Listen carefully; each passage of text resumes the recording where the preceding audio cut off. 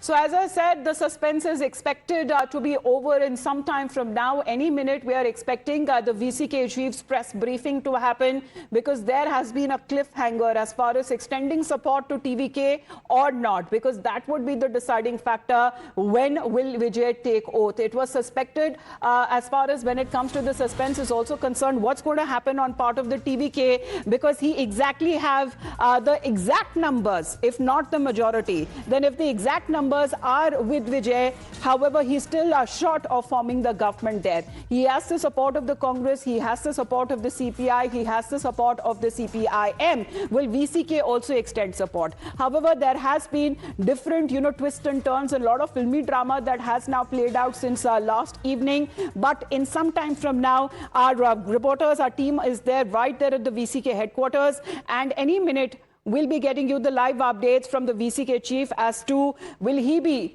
giving out his support to the TVK or not. So the suspense continues. And meanwhile, expect, especially when it comes to VCK, if it actually declares his support to the TVK, then what is being learned that there are a set of terms and conditions that the VCK, however, has indicated, especially when it comes to demands before the TVK leadership, because the negotiations have been continuing behind the doors. The TVK MLAs are also reaching Vijay's residence. There has been a lot of movement at the party headquarters in Panayur, but demands are reportedly that have been put forth of the position of a deputy CM. Also, when it comes to the assembly constituency that Vijay is expected to vacate, a parliamentary seat for the VCK chief. The VCK is also understood to have sought to, a strong legislative commitment towards scheduled caste welfare, including a dedicated legal framework and welfare measures that is aimed at strengthening social justice initiatives in the state. So there has been a lot of demands, what is being said, because Thirumavalan had also met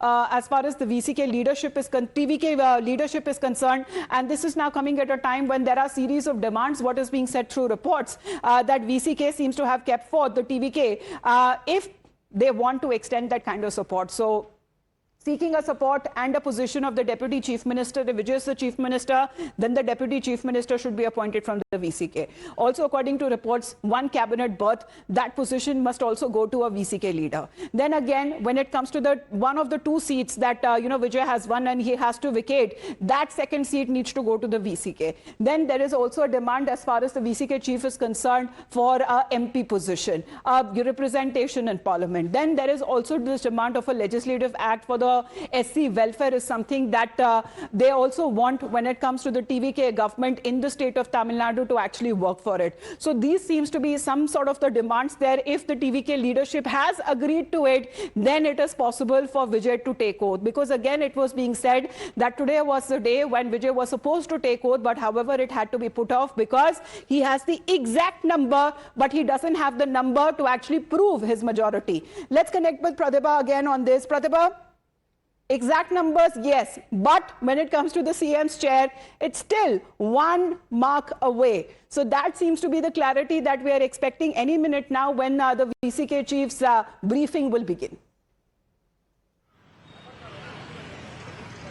Yes, any minute now at 10 a.m. is when the VCK chief, Thirumavalavalan, has said that he will be holding a press conference and make it clear what the VCK stand is going to be. Because yesterday, the VCK said that they are extending support to Vijay, but they didn't actually give that letter of support, the very crucial letter of support to Vijay, which is why yet again we're seeing that there is no oath-taking ceremony taking place in the Jawaharlal Nehru Indoor Stadium. So fans have gathered here, same story that we're seeing for the third day straight when fans have gathered, the TVK merchandise being given out, whistles being bought by the supporters, and yet again we see that there is no movement. Any moment now, we're expecting the VCK press briefing to come in. Again, what the VCK says in the press briefing is going to be very important. Are they extending support to Vijay unconditionally? What are the conditions that they have laid down? Because there have been reports that VCK has demanded the Deputy Chief Minister's post.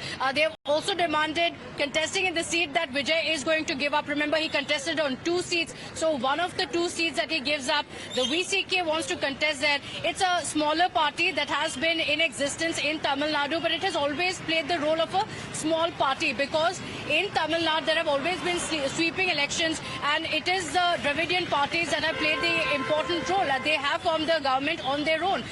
Any support that has come in has come from the outside. But this time with a hung assembly, it's a completely unprecedented situation in Tamil Nadu where we are seeing these tough negotiations taking place. Apart from VCK today announcing that they're giving support to Vijay, as I'm sure Vijay has also learnt over the past 3 days, it's not enough to just make that announcement. VCK then has to hand over that letter, after which again we are going to see that meeting take place where the TVK chief Vijay will be going to the governor's residence with the letters and then waiting for the governor to actually give his go-ahead. When will that happen? That remains a question, because in the last 3 days, Vijay has had 3 meetings with the governor, and it seems like Vijay has been making the same mistakes. The first time when he met the governor, he handed over the letter of And the support from governor Congress himself party. has been seeking, repeated updates from Vijay himself. That do you have the required numbers? Do you have the support?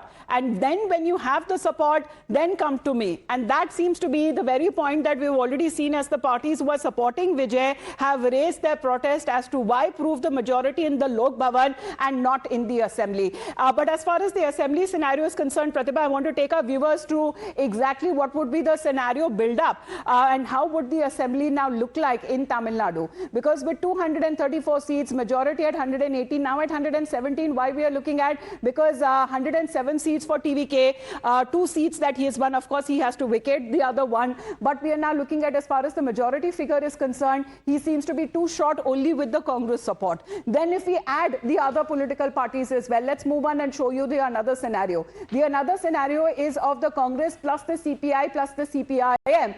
And then it comes exactly to the majority mark. So again, when it comes to the government formation, he needs just one more. And will that one more support come in from the VCK side? We are still awaiting for that clarity there. But that is one less than the majority mark if the VCK letters don't come. Because here, when it comes to presenting the strength, the support and the headcount is something which the governor has been seeking.